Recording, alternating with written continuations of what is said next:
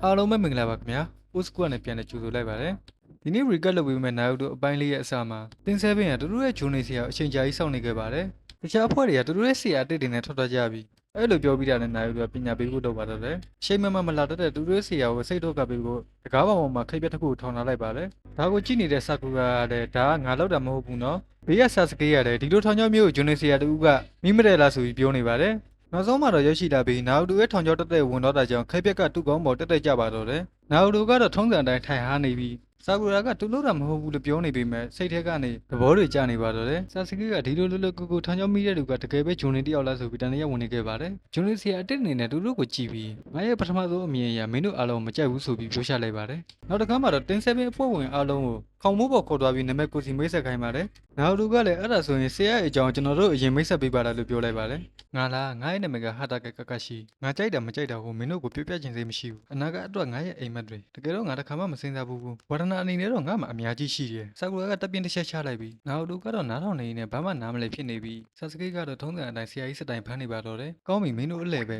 မင်းစပင်ဝါယောင်နဲ့တယောက်လို့ပြောလိုက်ပါတယ်နာယူတိုစတင်မိတ်ဆက်ပါတော့တယ်ကျွန်တော်နာမည်ကတော့ယူဇူမာကီနာယူတိုအိမ်မက်ကတဖို့ကခဲ့ဖြစ်ပြီးလူတွေရဲ့တိတ်မဲ့ပြတာကိုရိုက်ယူဖြစ်ကြောင်းကျွန်တော်ကြိုက်တဲ့နေရာကရာမန်ဖြစ်ပြီးမကြိုက်တာကခေါက်ဆွဲပြုတ်ဖို့စောင့်ရတဲ့3မိနစ်ဖြစ်ပါတယ်။ပြောင်းကြီးလေးမှာတော့ဆာစကေကိုကြည့်ရင်ရှက်နေပြီးသူ့အိမ်မက်ကြောင်ကိုမပြောဘဲသူကြိုက်တဲ့အရာနဲ့မကြိုက်တဲ့အရာကိုပဲပြောနေပါတယ်။ဆာစကေလေးမှာတော့အိမ်မက်ဆိုတာတဲ့ရေမန်းချက်တစ်ခုပဲရှိတယ်။အဲ့ဒါကတော့မျိုးနွယ်စုကိုပြန်လဲတီထောင်ပြီးလူတစ်ယောက်ကိုတပ်ပူပဲဖြစ်ပါတယ်။အားလုံးမိတ်ဆက်ပြီးမှတော့ကကကြီးကစန်တမှုတစ်ခုကိုပြောပြလိုက်ပြီးဒီစန်တမှုမချက်ရှုံးမဲ့လူကနေဂျာအကယ်ဒမီကိုပြန်တော်ရမယ်လို့ပြောပြီးမနှက်ဆက်မစားခဲ့ဘူးမှကြားလိုက်ပါတယ်။နောက်နေ့မနက်မှာတော့အားလုံးကရှိန်တဲ့နေရာကိုရောက်ရှိလာခဲ့ပါတယ်။အချိန်တော်ကြာစောက်ပြီးတဲ့အချိန်မှာကကရှိရောက်ရှိလာပြီးကျွန်တော်ကဆေးရသွားတဲ့လမ်းကနေဖြတ်ပြေးသွားလို့ပါဆိုပြီးစင်ကြီးစပေးပါတော့တယ်။အဲ့လိုပြောပြီးတော့နိုင်တစ်လုံးကိုတငို့ပေါ်တင်လိုက်ပြီးကကရှိကသူ့ခါမှရှိထားတဲ့ခေါင်းလုံးနှလုံးကိုမုံတက်ရင်မတိုင်ခင်သူတို့၃ယောက်ကလူယူရမယ်လို့ရှင်းပြပါတယ်။ခေါင်းလုံးမရတဲ့သူကတော့ကြာချုံးမှဖြစ်ပြီးနေလေသာစားခွင့်မရပဲတိုင်မှရှိရခံရပြီးသူ့ရဲ့ရှေ့တက်မှာနေလေသာကိုစားပြရမှာပါ။အရေးကြီးဆုံးကတော့ဒီစံတက်မှုကိုကြာချုံးရင